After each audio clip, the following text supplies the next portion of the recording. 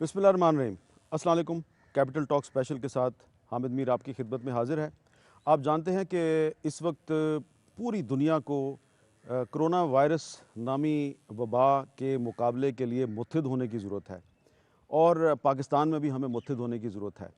रमज़ानुल मुबारक का महीना बहुत करीब है और इस सूरत हाल में ये सवाल उठाया जा रहा है कि अब जब कि रमज़ान करीब आ गया है तो जो मसाजिद में तरावी की नमाज अदा करने का मामला है, तो इससे कहीं दोबारा हम आपस में गैर ज़रूरी बहसों में तो नहीं उलझ जाएंगे।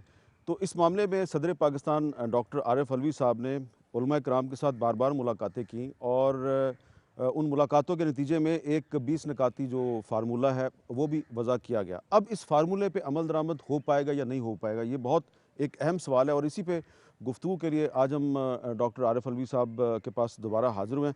बहुत बहुत शुक्रिया सदर साहब, आपने हमें दोबारा वक्त दिया। इससे पहले कि मैं इस मौजू की तरफ आऊँ, तो क्योंकि मैं ऐवान सदर में हूँ, तो कल पाकिस्तान के एक बहुत सीनियर सहाफ़ी हैं मुजीबुर शामी साहब, वो मुझे फ़ोन करके पूछ रहे थे कि ये पीर को मुलाकात हुई सदर साहब की वज़ीर आज़म से, उसमें ISI के सरबराह भी थे, तो बहुत लोग मुझे पूछ रहे हैं तो आपकी क्या इन्फॉर्मेशन है। मैंने कहा जी मेरी तो फ़िलहाल कोई इन्फॉर्मेशन नहीं, तो मैं कल उनके पास जाऊंगा तो उन्हीं से पूछ लूँगा कि वज़ीर आज़म साहब और ISI के सरबराह आपके पास क्या करने आए थे। नहीं, मेरा ख़्याल से ये जो रमज़ान का महीना और तरावियों का मामला था, ये इतना ज़रूरी प्राइम मिनिस्टर साहब ने समझा और उनकी परेशानी इस मामले में इतनी है कि पाकिस्तान के अंदर कोरोना वायरस को भी हम हैंडल करें और जो लोग नमाज़ें पढ़ना चाहते हैं उनके एतबार से भी कोई कॉन्फ्लिक्ट पैदा ना हो, तो वो ख़ुद तशरीफ़ लाए। दो चार चीज़ों पर गुफ्तगू हुई। एक ये IPPs वाला मामला जो आया है, रिपोर्ट आई है, इसके ऊपर भी चलते चलते गुफ्तगू हुई और फिर ये सारी नुकात बाकायदा पढ़कर उसके ऊपर एक एक पर प्राइम मिनिस्टर साहब के साथ गुफ्तगू हुई और इनकी आखिरी दो नुकात के एतबार से जो ज़िम्मेदारी हुकूमत की है वो भी अच्छी तरह से समझ कर फिर उन्होंने उलमा के साथ मीटिंग की। उससे पहले वो मुझसे समझना चाहते थे, तो वो बड़ा अच्छा हुआ क्या है कि एडमिनिस्ट्रेटिव अंदाज से भी इस बात को देख लिया जाए। अच्छा, क्योंकि आपकी उलमा से एक पहले से एंगेजमेंट चल रही थी, इसलिए वो इस मामले पे आपसे बात करने आए थे। इस पर भी बात कर रहे थे, दूसरे हालात पर भी, कश्मीर के हवाले से, इंटरनेशनल इश्यूज़, फिर IPPs वाला मामला जो एक रिपोर्ट आ रही थी उसके हवाले से भी मेरी उनकी राय एक थी कि इसमें तहकीकात फोरेंसिक ऑडिट होना चाहिए, उसके बाद ये सारी मामलात का पता और चलेगा। चलो उस पर आते हैं, लेकिन पहले मैं आपको याद दिलाऊंगा कि आपको याद होगा कि मार्च जो अभी 2020 का मार्च था, अभी पिछले महीने की बात है, तो उसके इब्तिदा में ही आपने उलमा कराम से इस्तदा की थी कि आप लोग इकट्ठे हो जाएं और कोरोना वायरस को ख़त्म करने के लिए हमें मुतफ़िका पॉलिसी बनाने की ज़रूरत है। फिर आपने जामिअतुल अज़हर मिस्र जो है उसका फतवा जो है उसको ट्वीट भी किया। जी हाँ। उसके बाद फिर आपकी उलमा के साथ बार बार मुलाकातें हुई। जी हाँ। जो नताइज निकले हैं उससे आप मुतमिन हैं, वाकई उस पर अमल दरामद हो रहा है? जी देखिए, मैं ये समझता हूँ कि ज़रा सा हम सारी चीज़ को पहले समझ लें। जी। एक तो ये कि तरावी का मामला, पहले तो फ़र्ज़ का मामला जो है पिछली मीटिंग के अंदर तय हो गया था कि 3 से 5 लोग तक फ़र्ज़ के लिए जाएंगे। आपको याद है ना, वो पहली मीटिंग थी मेरी उलमा के साथ जो वीडियो कॉन्फ्रेंसिंग में सारे पाकिस्तान के साथ हुई, और ये अहतमाम करेंगे और हाथ धोना और बाकी एहतियात जो है वो उलमा की तरफ से फ़तवे के सूरत के अंदर वो आ गई। उसी के अंदर हमने फ़तवा लिया था जामिअतुल अज़हर से। अब जो मामला था वो तरावियाँ आ रही थी। अच्छा, तरावी है एक सुन्नत मुअक्कदा है ना, फ़र्ज़ नहीं है। अच्छा, मुझ जैसा आदमी, मैं अभी आपके सामने ये क्लेम कर रहा हूँ कि मैं घर पे पढ़ूँगा, क्योंकि उसी माहदे के तहत 50 साल से ऊपर के लोग जो हैं उनको घरों में पढ़नी चाहिए हैं। उसके अलावा भी उसी माहदे के तहत मैंने टेलीविज़न पर यही कहा कि उलमा और हम सब मिलकर ये दरख्वास्त कर रहे हैं कि लोग घरों पर पढ़ें, है ना। ये इसकी हिस्ट्री भी ज़रा सा आप देख लेना। हिस्ट्री ये है कि हुज़ूर अकरम सल्लल्लाहु अलैहि वसल्लम क़यामुल लैल करते थे और वो सुबह तहज्जुद के करीब, तहज्जुद के साथ ये 11 रकतें, आम तौर पर लिखा यही गया है कि 11 रकतें, 8 जिसको हम तरावी कह लेते हैं और 3 वितर, ये क़यामुल लैल के तौर पर तहज्जुद में पढ़ा करते थे। तो लोगों ने हुज़ूर अकरम सल्लल्लाहु अलैहि वसल्लम से दरख्वास्त की कि सुबह उठना मुश्किल है, तो उन्होंने कहा अच्छा तुम इशा की नमाज़ पढ़ने के बाद पढ़ लिया करो और वितर पढ़ के क्लोज़ कर दो। तो ये उन्होंने कहा, और उसकी हिस्ट्री ये है कि फिर वो उन्होंने पहली मरतबा जब मस्जिद में खड़े होकर ये पढ़ी تو لوگ ساتھ کھڑے ہو گئے. پہلی رات کو 2 یا 3 لوگ کھڑے ہو گئے. اور آپ جانتے ہیں نا کہ سعودی عرب کے اندر یا بہت ساری جگہوں پر یہ ہوتا ہے کہ اگر ایک آدمی کھڑا کوئی فرض پڑھ رہا ہو یا کوئی جماعت کر رہا ہو تو دوسرا اس کو کونی پر انگلی لگاتا ہے اور کھڑا ہو جاتا ہے تو اس کو زور سے پڑھنے لگتا ہے. پھر تیسرا آتا ہے تو پھر وہ پوری جماعت بن جاتی ہے. تو پہلے روز 2-3 افراد ان کے ساتھ کھڑے ہو گئے اور وہ تراویح پڑھتے رہے. دوسرے روز جب لوگوں نے دیکھا کہ نبی صلی اللہ علیہ وسلم جماعت کر رہے ہیں تو بہت بڑا اور بھی لوگ آ گئے. تیسرے روز انہوں نے اپنے دروازے سے کھول کر دیکھا تو انہوں نے دیکھا کہ بہت سارے لوگ تیار ہیں. تو حضور اکرم صلی اللہ علیہ وسلم نے تراویح نہیں پڑھی، پھر مسجد میں نہیں پڑھی. انہوں نے کہا یہ دیکھو ہمدردی ہے انسانوں کے ساتھ. انہوں نے کہا کہ دیکھو یہ بھی فرض نہ بن جائے، اس کو تم اپنے اوپر پابند نہ کر لو. تو اس کے بعد سے انہوں نے گھر میں پڑھی. اچھا لوگ پڑھتے رہے. ایک مرتبہ انہوں نے دیکھ لیا کہ جماعت بھی ہو سکتی ہے تو لوگ پڑھتے رہے. تو حضرت عمر کے زمانے کے اندر انہوں نے یہ دیکھا کہ وہ فرض پڑھاتے تھے. خلیفہ اسلامی مملکتوں کے اندر پابند تھا کہ وہ جماعت کو لیڈ کرے اور جمعے کی نماز خاص طور پر. تو حضرت عمر فرض پڑھایا کرتے تھے. تو انہوں نے دیکھا رمضان جب شروع ہوا ان کے پہلے ہی سال میں تو انہوں نے یہ دیکھا کہ لوگ الگ الگ پڑھ رہے ہیں. ایک گروپ مسجد نبوی میں یہاں پڑھ رہا ہے، ایک وہاں پڑھ رہا ہے، ایک کہیں اور پڑھ رہا ہے. تو ان کو خیال یہ ہوا کہ یہ ایک ڈس یونٹی شو کرتا ہے کہ مسلمان اکٹھا نہیں ہیں. تو انہوں نے پھر ابی بن کعب جن کی قرأت بہت اچھی تھی ان سے کہا کہ تم اس کا اجتماعی طور پر پڑھ لو. اس کے بعد سے وہ اجتماعی شروع ہو گئی. تو یہ اس کی تاریخ ہے. لہٰذا یہ فرض نہیں ہے. میں کہہ رہا ہوں کہ لوگ گھروں میں پڑھیں ڈسپائٹ دا فیکٹ کہ یہ معاہدہ ہے. اس کے باوجود میں درخواست کر رہا ہوں کہ لوگ گھروں میں پڑھیں کیونکہ جو بیماری ہے وہ اتنی بڑی ہے اور اتنی خطرناک ہے کہ اس کے اندر احتیاط کریں. لیکن جو آپ کے ساتھ معاہدہ کیا جن علماء نے وہ بہت ہی جید، بڑے ہمارے لیے قابل احترام علماء ہیں. ان کی بھی درخواست یہی ہے. اور میں آپ سے درخواست کروں گا کہ مولانا تقی عثمانی صاحب سے میری پھر بات ہوئی. ان کا کہنا یہی ہے کہ لوگوں کو یہی مشورہ دینا چاہتے ہیں وہ بھی کہ لوگ گھروں میں پڑھیں. میں نے اس کے اندر سیاسی لوگوں سے بھی بات کی. میں آپ سے گزارش کر لوں، سراج الحق صاحب سے میں نے بات کی اور رانا تنویر صاحب سے بھی بات کی. میں نے سارے چیف منسٹرز کے ساتھ بات کی، ہر ایک کے ساتھ، سارے گورنرز کے ساتھ بات کی. سب نے یہ کہا کہ اس کو پولیسنگ ہم نہیں کر سکتے ہیں، لہٰذا کسی ایس او پیز کے ساتھ کر لیں. اور حکومت کا اختیار کہ اگر پابندی سے نہیں کرو گے تو حکومت پھر اس کو بند کر سکتی ہے تراویح کو. یہ لکھا ہوا ہے اس میں. ہاں جی ہاں، جو 19ویں اور 20ویں شق ہے نا اس کی وہ حکومت کو اختیار دے. اچھا تو میں نے کیا کیا؟ میں نے صرف یہ کیا کہ وہ برڈن مسجد کمیٹیز، ائمہ اور عوام پر ڈالا. اور اگر وہ اس برڈن پر پورا نہیں اتریں گے کسی ایک جگہ پر تو حکومت اپنا اختیار استعمال کرے گی. تو اتنا بہترین لیگل معاہدہ ہے. یہ لیگل ہو گیا نا کہ ائمہ نے اور جو جید علماء تھے سب نے اس بات پر یعنی اتفاق کیا کہ یہ خود امپلیمنٹ کرنے دیں، نہیں تو پابندی ہوگی. جیسے آپ اپنے بچوں کو نہیں کرتے. یعنی میں نے ڈاکٹرز ہمارے پریشان ہیں، ان کا بھی ایک خط آج سرکولیٹ ہوا ہے نا. ان کے اندر انہوں نے کہا جی یہ قومی انڈسپلنڈ ہے نا، لہٰذا یہ ہوگا نہیں. اچھا میں تو سمجھتا ہوں کہ یہ قوم ڈسپلن ہے. خاص طور پر جو نمازی ہے وہ تو اپنے اوپر 5 وقت کی پابندی لگاتا ہے، وضو کرتا ہے، فرض پڑھتا ہے، مسجد جاتا ہے. اس سے زیادہ بہتر ڈسپلن کیا ہے؟ ہم موقع تو دیں اپنی قوم کو یار کہ ڈسپلن شو کرو، بجائے اس کے کہ ڈنڈے ہی سے کام آپ صحیح کہہ رہے ہیں. لیکن کچھ علماء ہیں ایسے جو اس معاہدے کو نہیں مان رہے، وہ اس کی پابندی بھی نہیں کر رہے. مثال کے طور پر کوئی نام اسلام آباد میں ایک مسجد ہے ایوان صدر سے 2-2.5 کلومیٹر کے فاصلے پہ ہے. وہ تو سیاسی ایشو ہے. مگر میں آپ کو ایک بات بتا دوں، پاکستان جو ہے نا یہ کئی اس کے اندر فرقے بھی رہتے ہیں سب. یعنی آپ یہ کہہ لیے ہمارے شیعہ بھائی ہیں مثال کے طور پر، ان کے ہاں تراویح ہوتی نہیں ہے. تو انہوں نے یہ کہا کہ جی ہمارے ہاں تراویح ہوتی نہیں، ہم جلوس وغیرہ کوئی نکالنا چاہیں. تو میں نے کہا دنیا کا قانون اس وقت، دنیا کا قانون یہ ہے کہ جتنے فاصلے سے میں اور آپ بیٹھے ہوئے ہیں اس فاصلے کے ساتھ دنیا کے سارے کام ہو رہے ہیں نا. اچھا صرف یہ سمجھا جائے کہ یہ جو نمازی ہے نا یہ وائلیٹ کرے گا، یہ کیسے ہو سکتا ہے؟ آپ 62 سیکٹر کھول دیں، کنسٹرکشن کھل گیا، یہ کھل گیا، وہ کھل گیا، مگر پابندی لگائے مسجد پر، یہ وائلیٹ کریں گے، کیسے ہو سکتا ہے؟ مسجد پر پابندی تو پاکستان میں نہیں لگی. ہاں صرف یہ کہا گیا کہ صرف 3 یا 4 لوگ جو ہیں وہ نماز پڑھیں، باقی کو پابند نہیں ہوں گے. اور فیکٹری میں 1000 لوگ کام کر لیں وہ پابند رہیں گے. اچھا میں سوال کر رہا ہوں نا آپ سے. نہیں آپ کی اچھا یہ علماء کی لاجک یہی ہے. یہی ہے. اور انہیں کہا کہ کوئی قانون پاکستان کے اندر اتنی پولیس نہیں ہے کہ مجھے اور آپ کو پابند کرے. میں اور آپ ماسک لے کر چلتے ہیں, میں اور آپ فاصلے سے بیٹھتے ہیں, کوئی پولیس والا تو نہیں مجھے اور آپ کو مجبور کرا ہے نا. یہ ہم نے پڑھے لکھے لوگ ہیں, ہم نے سمجھا, ہم نے کیا. تو میں اور آپ ہی ہیں کیا پڑھے لکھے؟ یہ جو عوام ہے جو مسجد میں جاتی ہے اس کو کوئی عقل نہیں کیا؟ تو لہٰذا اب بات آئے گی کہ امپلیمنٹ کیسے ہو. پہلے تو یہ سمجھ لیجئے کہ ساری ہدایتیں اچھی ہیں. گھر سے ہاتھ دھو کر آؤ, چہرے کو ہاتھ نہ لگاؤ, ماسک پہن کر آؤ, اور 50 ایک جو اس میں پوائنٹ نمبر 10 ہے, مسجد اور امام بارگاہ میں صف بندی کا اہتمام اس انداز سے کیا جائے کہ نمازیوں کے درمیان 6 فٹ کا فاصلہ رہے. اس کے حوالے سے میں ایک اور اس میں کریکشن بتا دوں.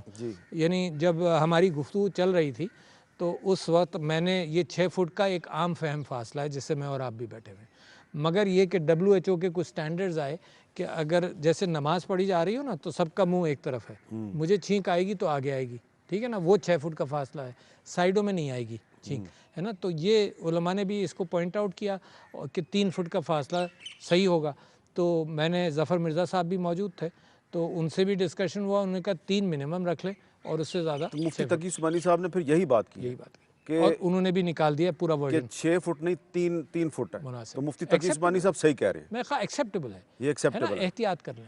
مگر آپ یہ سنیں کہ میں آپ کو یہ پھر دوبارہ کہہ رہا ہوں کہ کسی چیف منسٹر نے, کسی گورنر نے, آزاد کشمیر کے پرائم منسٹر نے, سب سے میں نے گورنرز, چیف منسٹر اور سیاسی لوگوں سے بات کی, کسی نے یہ بات نہیں کی کہ تراویح نہ ہو. سب نے یہ کہا کہ سوشل ڈسٹنسنگ کے ساتھ اس کی پابندی کرنے. اچھا اب جو حکومت کا ڈنڈا تھا, فرض کرو حکومت کہتی ہے کہ جی نہیں تراویح نہیں ہو سکتی, حالات ایسے نہیں ہیں, تو اس معاہدے کے اندر یہ معاہدہ ایسا ہے کہ پہلے ہم خود کر لیں, ہمیں موقع تو دو, ٹھیک ہے, ہم خود کر لیں.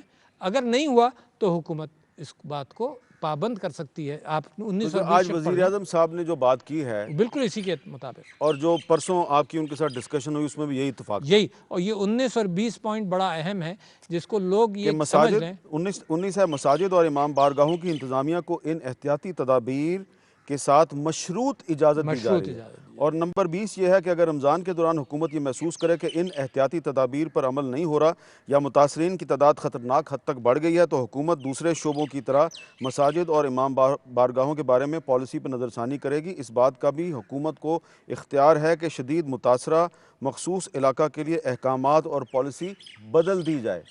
تو any time they can do that. یہ اس پر اتفاق کر لیا نا سب نے کہ when ever the government feels, کوئی گورنمنٹ, کوئی اس میں حکومت یہ بھی نہیں لکھا کہ فیڈرل گورنمنٹ ہو یا پروونشل گورنمنٹ ہو, حکومت لفظ استعمال کیا خاص طور پر میں نے, ہے نا, کہ اس کے اندر اگر پروونشل. اور میری آج صبح مراد علی شاہ صاحب سے بات ہوئی جو اس معاملے میں ان کے ساتھ میرا پورا ڈسکشن چلتا رہا سندھ کے حوالے سے, تو میں نے یہ بھی کہا ان سے کہ دیکھیں ہر صوبے کے اندر علماء کے ساتھ اب روابط اچھے ہیں, ہے نا, علماء کے ساتھ ایک کمیٹی بنا لیں. علماء سے بھی بات ہو گئی, یعنی تقی عثمانی اور مفتی منیب الرحمان سے بھی یہ مشورہ آ گیا کہ اگر فرض کریں, یہ مجھے ریلیجس منسٹر نور الحق قادری صاحب نے بتایا ابھی صبح کہ فرض کریں کسی مسجد پہ پابندی نہیں ہو رہی ہے تو ایڈمنسٹریشن کو علماء کے ساتھ ہم مشورہ کر لیں اور اختیار ہے کہ ان کو 1 دن کی وارننگ دے دیں. دوسرے دن پھر نہیں ہو تو پھر وہاں پر تراویح پر پابندی لگا دیں, وہ 3 سے 5 جو فرض پڑھنے والے لوگ ہیں ان کا اہتمام کیا جائے. تو حکومت کے پاس وہ اتھارٹی ہے. مگر یہ اتھارٹی, میں نے پنجاب میں چیف منسٹر سے پوچھا کہ آپ کے پاس کتنے پولیس والے ہیں جو مساجد کی سیکیورٹی کا اہتمام کرتے ہیں, کہنے لگے 30,000. مساجد کتنی ہیں؟ لاکھوں میں. تو جو بھی یہ محسوس کرتا ہے اور سمجھتا ہے کہ ریٹ آپ ایشو کر دیں, ہے نا, تو وہ ریٹ والا معاملہ ہی نہیں ہے یہ. تو اچھا اب اس میں ایک سوال ہے, یہ ایسے ہی ریٹ ہے کہ میں ریٹ ایشو کر دوں کہ گھر میں آپ 6 فٹ کے فاصلے سے پہلے بیٹھیے, کون اس کو امپلیمنٹ کرے گا؟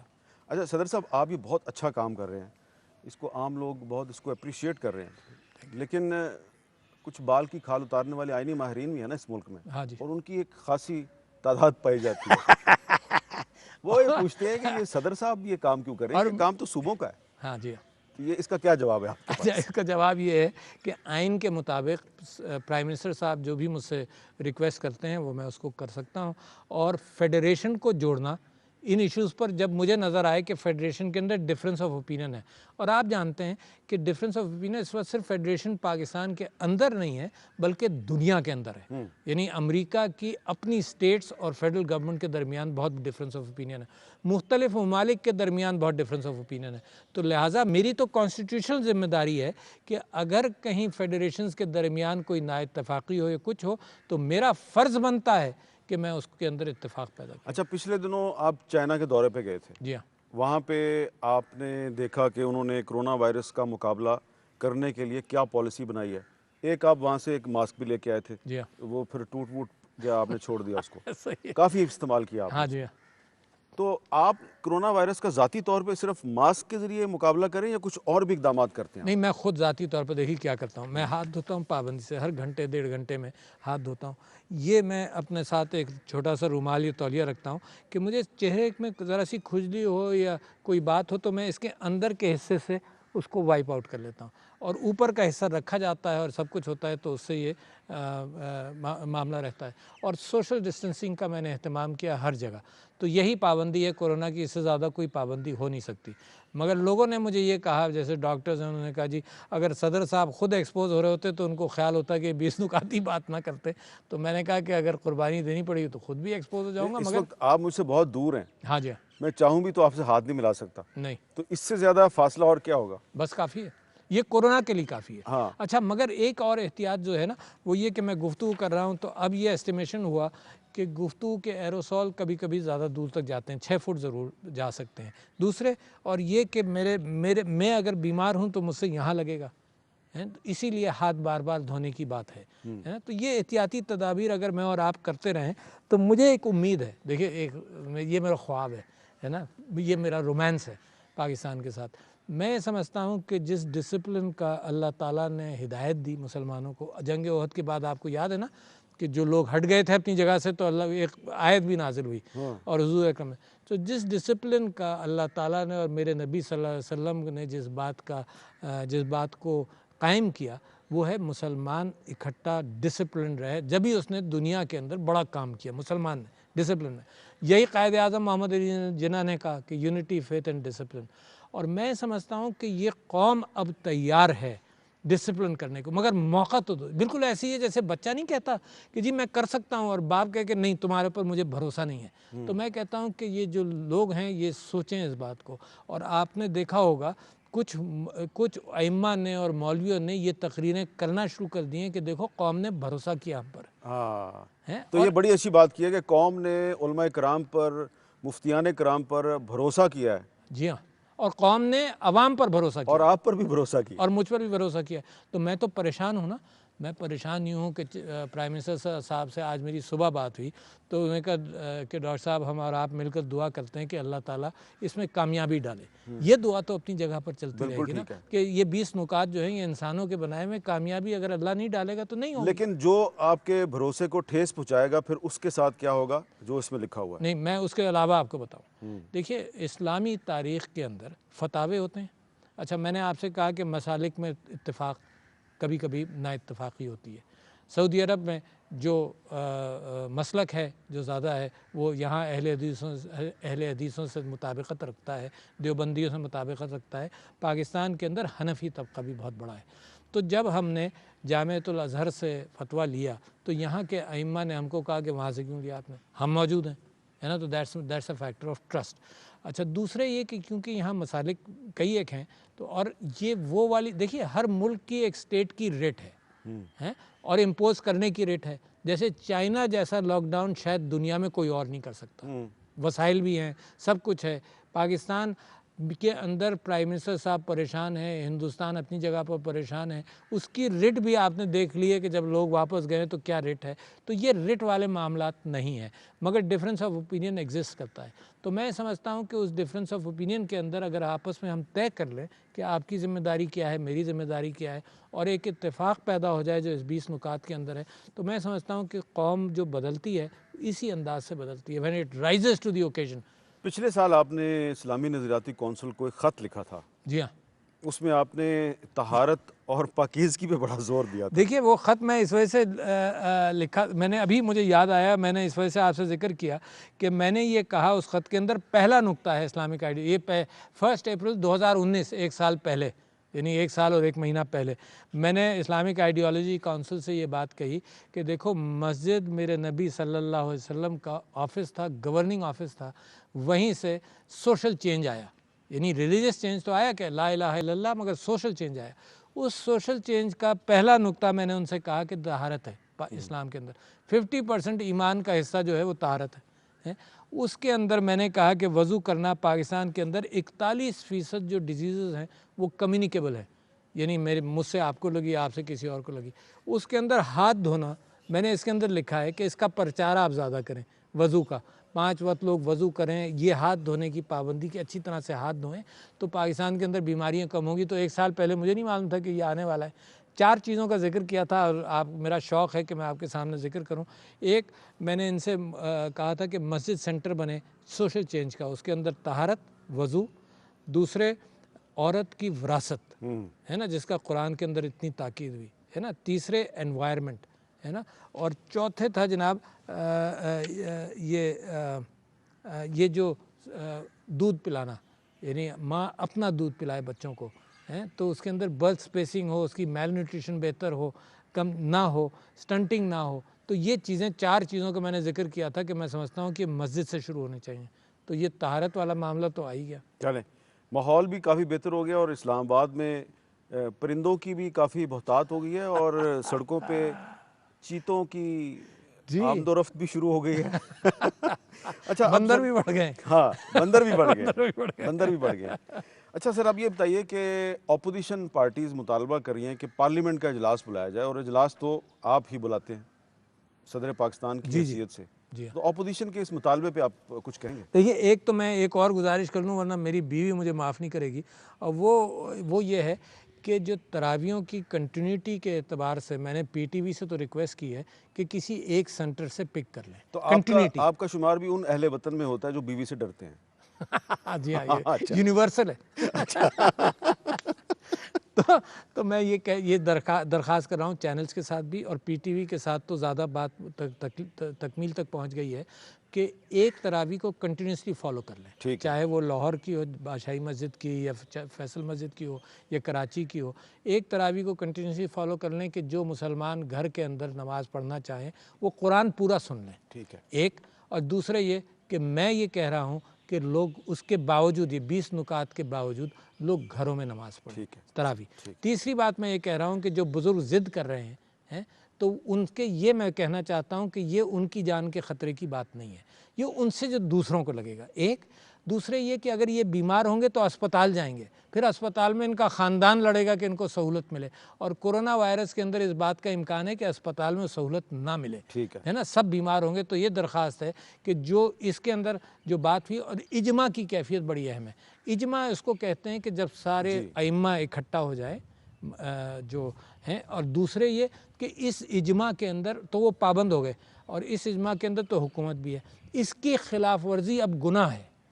اجماع کے اوپر کوئی فیصلہ ہو جائے تو اس کی پابندی اب گناہ ہے. یہ 20 نکاتی فارمولہ اجماع ہے. اجماع ہے. اس کی جو خلاف ورزی کرے گا گناہ کی بات ہے نا، تو جرم نہیں، گناہ ہے. گناہ ہے، کیونکہ سرکار اگر کوئی حکم دیتی ہے تو اس کے اوپر پابندی آپ نہ کریں. سزا اللہ تعالیٰ دے گا یا ریاست دے گی؟ یہ تو اللہ تعالیٰ کے اوپر ہے، مگر میں اس کی اہمیت بتا رہا ہوں کہ جب اجماع ہو جائے قوم کے درمیان کہ بھائی اس کی پابندی کرو، تو پھر اس کی پابندی نہ کرنا، دیکھو سزا تو یہ گورنمنٹ یہاں پر دیتی ہے دنیا میں. اچھا، گناہ بھی کبیرہ ہے یا صغیرہ ہے؟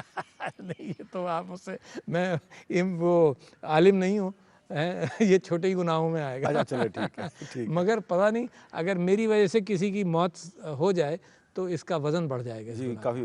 تو اب وہ میں نے اپوزیشن کے مطالبے کے بارے میں سوال کیا تھا کہ وہ کہہ رہے ہیں کہ پارلیمنٹ کا اجلاس بلایا جائے اور آن لائن اجلاس نہ بلایا جائے، فزیکل سیشن. آن لائن کا امکان اب کم ہے، اس وقت کم ہے. آن لائن کا اتنا بڑا اجلاس بلانا مشکل ہے، تو فزیکل اجلاس اگر سوشل ڈسٹینسنگ کی پابندی سے کیا جا سکتا ہے تو ضرور ہونا چاہیے، اگر کیا جا سکتا ہے. اچھا، تو اس کو آپ اس میں کوئی پرابلم نہیں دیکھتے؟ بھائی صاحب میں تو بڑے کوشش کرتا تھا, میں نے تو یہ پابندی اپنے اوپر رکھی تھی کہ میں اسمبلی کو ڈیجیٹائز کر لوں. میرا تو پروپوزل تھا جب میں اسمبلی میں بیٹھا تھا کہ ہر ایم این اے کے پاس سامنے کمپیوٹر ہو, جتنے بلز آتے ہیں وہ اس کے پاس موجود ہوں, جو کچھ وہ ووٹنگ کرنا چاہے اس کے ذریعے کرے, مگر ابھی تک وہ تکمیل تک نہیں ہوا. مگر میں سمجھتا ہوں کہ جو آن لائن کیفیت تعلیم میں بڑا دیکھو کرونا وائرس ایک مشکل ہے مگر ایک اپارچونٹی ہے. تو ہم تعلیم کے ذریعے جو ٹیلی ایجوکیشن والا معاملہ شروع ہوا ہے تو بہت بڑی بات ہے. اگر میں صرف شور ہی مچاتا رہتا تو 5 سال میں نہیں ہوتا. یہ ضرورت کے اعتبار سے اڈاپٹ ہو گیا. تو اسی طرح سے میں سمجھتا ہوں کہ پارلیمنٹ کی ایفیشنسی بڑھ جائے مگر آن لائن اجلاس ہونے کا امکان کم ہے. ٹھیک ہے, اس کی رولز میں بھی گنجائش نہیں ہے. نہیں, رولز تو بدلے جا سکتے ہیں. یعنی رولز میں یہ گنجائش نہیں تھی کہ عارف الوی اپنا کمپیوٹر لے کر جا سکے, تو میں نے رولز بدلوائے. تو میں اپنا لیپ ٹاپ جا کر لے کر اسمبلی میں جاتا تھا, ورنہ جب تک گنجائش نہیں تھی. تو رولز بدلے جا سکتے ہیں. چلیں, لیکن آپ یہ کہہ رہے ہیں کہ فی الحال سوشل ڈسٹینسنگ کے ساتھ اجلاس بلایا جا سکتا ہے. ٹھیک ہے, اس پہ ایک وقفہ لے لیتے ہیں اور وقفے کے بعد صدر پاکستان سے ہماری گفتگو جاری رہے گی. صدر صاحب, گفتگو کی ابتدا میں آپ نے بتایا کہ جو پیر کو آپ کی وزیر اعظم صاحب سے ملاقات ہوئی تھی اس میں آئی پی پیز کا ذکر بھی آیا تھا. تو وہ جو رپورٹ کے بارے میں میڈیا میں جو خبریں آ رہی ہیں وہ تو بڑی ہولناک ہیں, یعنی کہ بہت بڑی تعداد میں پاکستانی قوم کا پیسہ لوٹا گیا. تو اس بارے میں آپ کہہ رہے تھے کہ وزیر اعظم صاحب کے ساتھ آپ کا اتفاق رائے, تھوڑی سی ڈیٹیل بتائیں گے اس کنسنسس کی. بھائی صاحب میں نے جب میں نے اس کی ایگزیکٹو سمری پہلے پڑھی, میں نے 300 پیجز کی فل رپورٹ ہے مگر ایگزیکٹو سمری جب پرائم منسٹر صاحب سے اس سے ملاقات سے ایک دن پہلے میری اس پر گفتگو ہوئی تو میرے الفاظ یہ تھے, میں معذرت کے ساتھ آپ کے سامنے وہ بیان کر رہا ہوں کیونکہ یہ رپورٹ فی الحال یک طرفہ بھی ہے, اس کو مد نظر رکھیں, اس میں سٹیک ہولڈرز کا اوپینین آنا ہے, اس کو مد نظر رکھیں. مگر میں نے پرائم منسٹر صاحب سے یہ کہا کہ اگر یہ صحیح ہے تو the country has not only been raped but gang raped by mafias, ہے نا. مطلب یہ میرے اتنے سخت مجھے تکلیف ہوئی وہ رپورٹ پڑھ کر. مگر میں سمجھتا ہوں کہ یہ اوپینین میں نے یک طرفہ ایگزیکٹو سمری کے اعتبار سے بنایا ہے, لہٰذا میرا خیال یہ ہے کہ prime minister is going in the right direction, اور وہ یہ ڈائریکشن ہے کہ اس کے اوپر فورینسک آڈٹ کیا جائے. اور فورینسک آڈٹ میرا مشورہ یہ ہوگا پرائم منسٹر صاحب کو کہ انٹرنیشنل ریپیوٹ کی فرمز کے ساتھ مل کر کیا جائے. یہ اتنا بھاری کام ہے, اس میں اتنے کاغذات ہوں گے, سارے معاہدوں کو دیکھا جائے اور اس میں لیگل اوپینین لے لیا جائے, کیونکہ ہمیں ڈرایا جاتا ہے اور ڈرنے کی بات بھی ہے کہ اگر انٹرنیشنلی معاہدے ہوئے ہیں ان کو وائلیٹ ہم نہیں کر سکتے. آپ نے دیکھا ریکارڈنگ کے اندر کیا ہوا ہے نا. تو لہٰذا میرا خیال یہ ہے کہ وہ لیگل اوپینین بھی لے لیں. اور دیکھو اگر دھاندلی ہوئی ہے ہمارے ساتھ, اگینسٹ دا معاہدے کے خلاف ورزی ہوئی ہے تو کرمنالٹی ہے اس میں, ہے نا, تو ریکوری ہونی چاہیے. فرض کیجئے مستقبل کے اندر اگر کوئی پیمنٹس ہیں جو اس اعتبار سے کانٹریکٹ کے اعتبار سے تو نیگوشیٹ کرنا چاہیے کہ کہیں 3 گنا, کہیں 5 گنا, کہیں 6 گنا لوگوں نے ریٹرنز لے لیے ہیں تو اس قوم پر رحم کرو, نیگوشیٹ کر لو. تو کئی ایک چیزیں ہیں. دیکھیے نیگوسیشن پر چیلنج بھی ہو جاتا ہے کبھی کبھی کورٹس کا, نیب کا, سب کا. تو ان چیزوں کو دیکھنا پڑے گا. لیگل اوپینین لے لیں, فورینسک آڈٹ لے لیں with companies of international repute. The government کو کچھ بجٹ ان کے لیے ریزنیبل دینا چاہیے تاکہ اس کی تہ تک جا سکے. آپ کے خیال میں یہ جو ناجائز طریقے سے پاور کمپنیوں نے قوم کا پیسہ لوٹا ہے, اس میں سے کتنا پیسہ اندازاً واپس آ سکتا ہے؟ نہیں, میں تو سمجھتا ہوں جو ناجائز طریقے سے ہوا وہ تو سارا آ جائے گا, کیونکہ کرمنالٹی انوالوڈ ہے. مگر آپ کو ساتھ ساتھ اس بات کا ذکر کروں کہ بڑی جلدی میں ان آڈیٹڈ بہت سارے کام ہوئے. آپ کو یاد ہوگا کہ جب ایک گورنمنٹ آئی, جب میں اسمبلی میں تھا لہٰذا میں پارٹیسان تھا, جب اب میں نان پارٹیسان گفتگو کرتا ہوں, میں جب اسمبلی میں آیا تو یہ ہوا کہ جناب 450 بلین روپیز دیے گئے سرکولر ڈیٹ کے بیفور جولائی 1, یعنی وہ گورنمنٹ بنی تھی جون میں, تو انہوں نے وہ سال شروع ہونے سے پہلے 450. اس کے اوپر میں نے مسلسل اعتراض یہ کیا تھا پبلک اکاؤنٹ کمیٹی میں بھی اور ہر جگہ کہ آڈٹ ضروری ہے. یعنی آڈٹ کا مطلب یہ ہے کہ تمہیں یہ پیسہ ڈیو بھی ہے یا نہیں ہے جو ہم پے کر رہے ہیں. تو لہٰذا یہ ساری چیزیں اگر فورینسک آڈٹ ہوگا تو پتہ چل جانا چاہیے. اچھا, اور اس کے علاوہ مگر اس کے ذہن میں رکھیے گا یہ کانفلکٹ زیادہ نہیں کریٹ کرنا چاہیے, کیونکہ we are looking for investments. ان کی بات بھی سن لیں, اور اگر انہوں نے زیادہ پیسے لیے ہیں تو they will be ready to return it, کیونکہ اس میں تو کوئی ڈسپیوٹ نہیں. دیکھو پیسہ دیا گیا, تمہارا حساب کیا کہتا ہے, اٹس ویری سمپل. لیکن انہوں نے اپنی ضرورت سے بہت زیادہ پیسہ جو ہے وہ واپس بھی تو لے لیا ہے۔ اچھا جی، ایک تو وہ معاہدے والی کیفیت تھی کہ میں نے کچھ آپ کے ساتھ معاہدہ کیا ہے، اچھا اس کے اندر انہوں نے زیادہ پیسہ لے لیا، تو اگر معاہدہ میں بات یہ تھی تو گورنمنٹ آف پاکستان قصوروار ہے کہ اس نے معاہدہ کیوں اچھا نہیں کیا۔ اچھا ایک زمانہ مگر فرق آپ دیکھیے گا، ایک ان کا پالیسی بنی انرجی پالیسی 1994 میں، ایک 2002 میں، ایک 2014 میں۔ اچھا زمانے کے حالات بدلتے گئے، جو شروع میں ہم نے معاہدے کیے انرجی کے، وہ بڑی ہائی کاسٹ پر کیے، ہے نا، ماحول وہ تھا۔ آج ہم اس کو ڈیسائڈ کریں تو کم سے کم ہمیں ان کو یہ اجازت دینی پڑے گی کہ اس وقت دنیا کا ماحول مختلف تھا، ہمیں ڈیسپریشن تھی، جیسے آج ہمیں کووڈ ماسک کی ڈیسپریشن ہے یا کچھ بھی، تو ہمیں ڈیسپریشن تھی، تو اس وجہ سے معاہدے تھوڑے سے ایکسپینسو ہو سکتے ہیں۔ مگر یہ کہ اگر ان معاہدوں سے کی خلاف ورزی ہوتے ہوئے پیسہ انہوں نے زیادہ کلیم کیا، دیٹ از ون ایشو، بہت بڑا ایشو ہے۔ بہت مگر بڑا معاہدوں آپ نے دیکھا ریکو ڈگ کے اندر وی آر ان ٹربل، جی وی ور ان ٹربل، اللہ بہتر کرے گا۔ مگر کارکی کے اندر تھوڑی سی کرمنالٹی نظر آئی، اور پھر پرائم منسٹر صاحب نے اردوغان صاحب کے ساتھ مل کر ایک بڑا اچھا فیصلہ کروا لیا بیکاز آف واٹ وی سو۔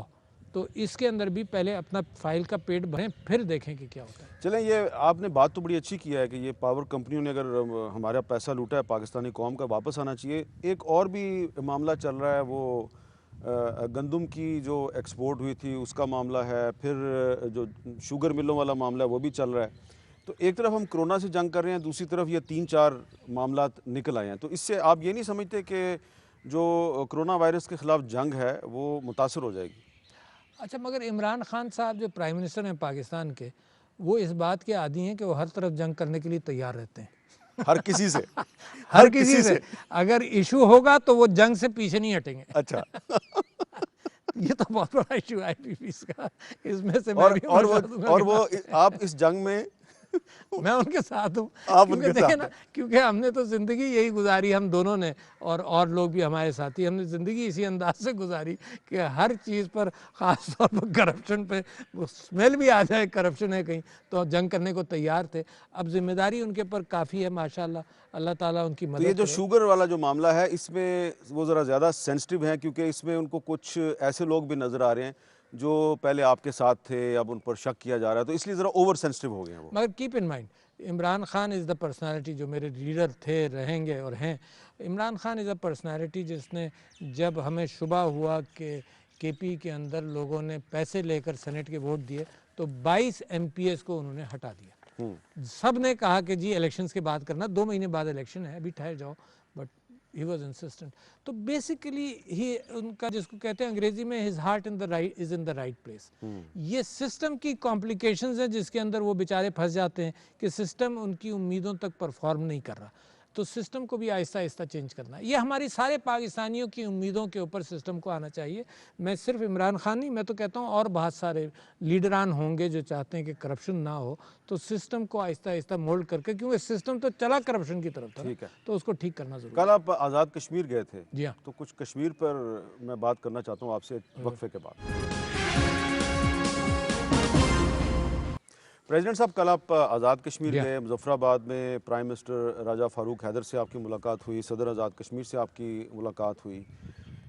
ایک طرف دنیا جو ہے وہ کرونا وائرس سے لڑ رہی ہے، جبکہ ہندوستان کی جو فوج ہے وہ لائن آف کنٹرول پر جو معصوم شہری ہیں ان کو اپنی جارحیت کا نشانہ بنا رہے ہیں۔ اس معاملے پر آزاد کشمیر کی لیڈرشپ نے آپ سے کوئی بات کی ہے؟ جی بہت اہم بات ہے آپ نے کی۔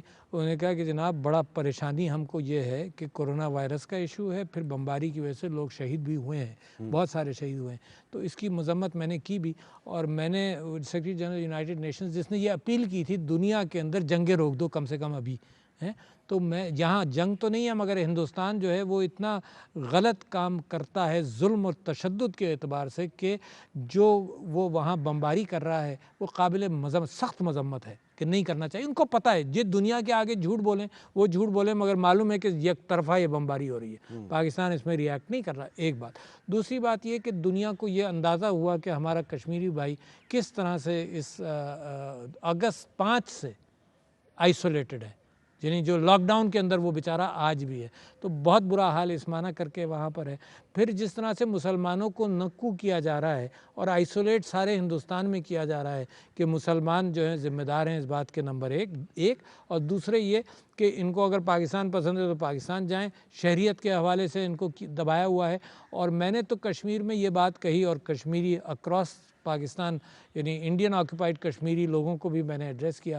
میں نے کہا کہ ہم تمہارے ساتھ ہیں، تمہارے ساتھ رہیں گے، مگر یہ بدنصیبی ہے، اتفاق ہے کہ جب تمہاری جد و جہد عروج پر آ رہی تھی تو 9/11 کے جو دہشت گردی والا فلسفہ شروع ہوا اس میں تم کو اس دہشت گردی میں ڈالا گیا. ہندوستان نے بڑی کوشش کی اور دنیا کو بیوقوف بنایا. اور آج بھی جو مسلمانوں کے ساتھ یہ کر رہے ہیں ہندوستان کے اندر، وہ بھی وہی کیفیت ہے. اور کووڈ کے اندر یہ باتیں چھپ رہی ہیں.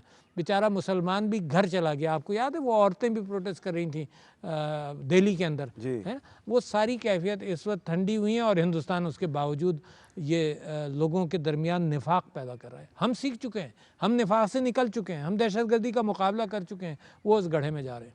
اچھا، ایک عمان جو ہے، عمان کی ایک پرنسز ہیں شہزادی سیدہ مونا، انہوں نے ایک ٹویٹ کیا آج، جی اور انہوں نے کہا کہ ہندوستان کی حکومت جس طریقے سے مسلمانوں کے ساتھ ظلم اور زیادتی کر رہی ہے، تو اگر ہندوستان نے اپنا رویہ نہ بدلا تو عمان میں کام کرنے والے جو 10 لاکھ ہندوستانی ہیں ہم ان کو نکال بھی سکتے ہیں. اور میں اس سلسلے میں اپنے جو فرما روائیں ان سے بات بھی کروں گی. تو یہ پہلی دفعہ مڈل ایسٹ میں کسی اہم شاہی خاندان کی طرف سے یہ بات سامنے آئی ہے. میں ان کا بے انتہا مشکور ہوں، پہلی بات.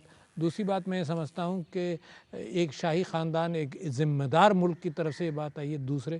تیسرے یہ کہ ہندوستان جتنا اس پہ پردہ ڈالنے کی کوشش کرے، جتنا سوشل میڈیا ہے، جتنا اس کا پرنٹ میڈیا ہے، کچھ اینکرز کو میں نے دیکھا، ایک اینکر مجھے نام نہیں معلوم، اتنی بدتمیزی سے اس نے مسلمانوں سے کہا تم چپ رہو، تم اپنی آواز ہلکی کرو، جیسے کرسی سے اٹھ کر اس نے وہ دھمکیاں دی. اسی لیے ارندھتی رائے کہہ رہی ہیں کہ ہندوستان میں جینوسائیڈ ہونے والا ہے اور اس میں میڈیا کا بھی کردار ہوگا. میڈیا کا کردار ہوگا. دیکھیے میڈیا ان چیزوں میں بڑا احتیاط نہیں کر پاتا. مثال کے طور پر ویپنز آف ماس ڈسٹرکشن، آپ کو یاد ہے دنیا کو کنونس کرنے میں کہ عراق پر حملہ کرو، اور آپ نے دیکھا کیا ستیہ ناش مڈل ایسٹ کا ہوا ہے اس حوالے سے. آپ جرمنی کو دیکھ لیں، ان کا میڈیا ان کے ساتھ تھا. میں تو کہتا ہوں کہ آپ اس کو تنزیہ مت دیجیے گا، میں تو اس انداز سے کہہ رہا ہوں کہ پاکستان کا میڈیا حکومت کے خلاف بات کرنے کے اعتبار سے انڈیا میڈیا سے زیادہ آزاد ہے. اب باقی کانوٹیشن الگ، میں کیوں سمجھتا ہوں یہ تو آپ کمپلیمنٹ کر رہے ہیں آپ کو کیونکہ انڈیا میں نے ہمیشہ کہا کوئی issue who, Indian media stands with the government, ہے نا. پاکستان کے اندر ایک اچھا میڈیا ہے کہ کرٹیسائز بھی کرتا ہے، کبھی کبھی مشکلات کے مشکل حالات سے بھی گزرتا ہے، مگر یہ کہ بہت آزاد ہے. اچھا، اب دیکھیں کشمیری جرنلسٹ ہیں مسرت زہرا، عاشق پیرزادہ، گوہر گیلانی، تینوں کے خلاف ایف آئی آر درج ہو گئی ہے. جی ہاں، سری نگر میں پولیس نے کے خلاف ایف آئی آر درج کر دیا ہے. بالکل. اور یہ پچھلے دنوں جو یہ آیا نا سینس وداؤٹ بارڈرز، یہ کیا جن کا reporters without borders, world press freedom index میں انڈیا کا جو گراف ہے وہ 2 پوائنٹ نیچے گیا، پاکستان کا 3 پوائنٹ نیچے چلا گیا. اور 3 پوائنٹ نیچے چلا گیا. مگر آپ نے دیکھا انڈیا کے اندر پریس نے کیا حشر کیا اپنی قوم کے ساتھ. پاکستانی پریس ماشاءاللہ ایسا نہیں کر سکتا، ایسا کر نہیں سکتا. I am so proud of the press. دیکھیے میں کیوں آپ کے اوپر خوشی محسوس کرتا ہوں کہ کورونا کے حوالے سے جتنا آپ نے لوگوں کو ایجوکیٹ کیا، 88% سروے ڈن ان پاکستان، 88% لوگ یہ کہتے ہیں کہ ان کو پتہ ہے کہ کیا کریں، اور یہ میڈیا کی وجہ سے ہوا. تو I gave credit to media a lot. بہت شکریہ، آپ نے پاکستان کے میڈیا کو کریڈٹ دیا ہے. اس سے پہلے کہ آپ کچھ اور کہہ دیں میں آپ سے اجازت چاہتا ہوں. بہت بہت شکریہ. بہت شکریہ آپ کا جناب. Thank you.